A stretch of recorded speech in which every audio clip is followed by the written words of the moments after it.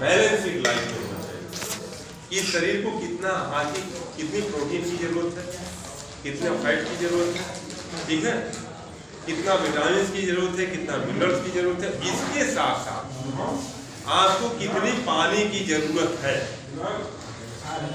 कितनी पानी की जरूरत है शरीर को है, तो मौसम के हिसाब से पानी पियो छान के गुरु करो जान के। तो हमारे आयुर्वेद कहता है कि ग्रीष्म काल में, ये शीत काल में मिट्टी के घड़े में पानी रखो और विशेष तौर से इसमें सोने चांदी का सिक्का या कोई पार्टिकल डाल दो उस घड़े में, सोना चांदी दोनों, क्योंकि सोना और चांदी सबसे क्षारीय धातु है, अल्कलाइन धातु, ठीक है। उससे चार्ज करके पानी पियो। क्यों कि आपका जो ब्लड सेल है वो 80% अल्कलाइन है, क्षारीय है, और 20% एसिडिक है, ठीक है। उसको मेंटेन करके रखना है। और आपके शरीर में 70 से 71% जल, वाटर, शेष क्या है, स्थूल रॉ मटेरियल। तो 71% पानी को कैसे आप मेंटेन करके रखोगे? इसीलिए पानी को क्या कहा गया, जल ही जीवन। ये केला और समोसा को जीवन नहीं बनाएगा, जल को जीवन बनाएगा। तो जल ही जीवन। अब उस जल को कैसे मेंटेन करेंगे? पानी की क्वालिटी दिया वैज्ञानिक, कौन सा पानी शुद्ध है, कौन सा अशुद्ध है, उस पर आ जाओ। तो पानी का इतना वैरायटी आ गई, इतना रिसर्च चला पूरे वर्ल्ड में, आते आते कहाँ तक पहुँच गया, मिनरल वाटर, फिल्टर वाटर पहले आया, फिर मिनरल वाटर आ गया है ना, है। और अब कौन सा वाटर चल रहा है, लाइव वाटर। अब लाइव वाटर चल रहा है। तो लाइव वाटर मतलब जीवंत ऊर्जा जिसके अंदर, इसमें हर पोषक तत्व एक्टिव ऑयल में। अब देखिए पानी भी मरता है, उसका भी क्षरण होता है, हर चीज में एजिंग होती है। क्यों कि हर पदार्थ में ऑक्सीडेशन क्रिया चल रही है, वो क्षरण हो रहा है। हम आप भी बूढ़े हो रहे हैं, दिन प्रतिदिन ऑक्सीडेशन हो रहा है।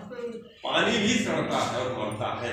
एक गिलास पानी आप कांच के बोतल में 1 महीना रखो, उसका कलर चेंज नहीं होगा, ठीक है, लेकिन उसमें भी क्षरण हो रहा है, मर रहा है, स्थिर है, इनएक्टिव हो जाएगा, एक्टिव आयन खत्म हो जाएंगे।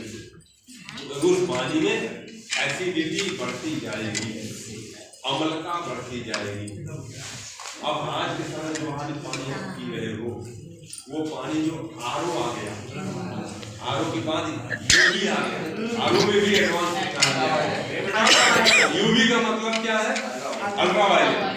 अब सोचो कि सूरज की किरणें जब हमारे ऊपर पड़ती हैं तो अल्ट्रावायलेट किरणें रिफ्लेक्ट करती हैं, तो उसको कौन रिफ्लेक्शन करता है, ओजोन लेयर। ओजोन का सूत्र क्या है, O3।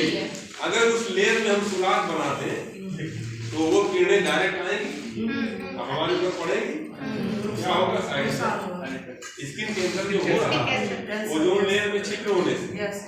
तो वो छिद्र क्यों हो रहा? 3 ऐसे केमिकल तत्व हैं आपके, जैसे क्लोरीन है, फ्लोरीन है, ठीक है, जो आपके एसी जो चलाते हैं ना, एसी लगा और घर में फ्रीजर रखते हैं, उसमें कौन सी गैस भरी जाती है, वो रिमूव होगा। आपको तो एसी गर्म और ठंडी हवा दोनों देगी, लेकिन बाहर कौन सी हवा निकाल रहे हैं, गर्म हवा। उसमें कौन सी जहरीली गैस है, सीएफसी गैस है, कार्बन मोनोऑक्साइड, फ्लोरीन भी निकल रहा है, फ्लोरीन में साथ साथ कार्बन भी निकल रहा है। तो ओजोन लेयर में कौन सा छेद करता है, कौन सा गैस? अकेले नहीं, खाली फ्लोरीन का रोल है इसमें, क्लोरीन का रोल नहीं, खाली फ्लोरीन ही एक अणु को तोड़ देता है ऑक्सीजन के, और उसमें बॉन्ड बना लेता है, उसके साथ मित्रता कर लेता है। अब वहां से अल्ट्रावायलेट किरणें जो है वो आपके धरातल पे आ जाएगी, क्योंकि वो पारदर्शी, उसके पास क्षमता नहीं रिफ्लेक्ट करने की। और ये ठंड प्रदेशों में ज्यादा होता है, जहाँ गल्फ कंट्री है, बहुत ठंडी पड़ती है, वहाँ ओजोन लेयर में छिद्र होने के ज्यादा होते हैं, क्योंकि वहाँ गर्म एसी का उपयोग करते हैं हमेशा, और जहाँ गर्मी पड़ती है वहाँ ठंडे एसी। तो ये आपको हम इसलिए बता दिए कि पानी का जो मॉर्फोलॉजी है उसको कैसे आप समझोगे कि लाइव वाटर कैसे मिले। जापान 1973 में जब नागासाकी हिरोशिमा पर बम ब्लास्ट हुआ, अमेरिका ने रिसर्च किया, एटम बम का न्यूक्लियर फ्यूजन किया।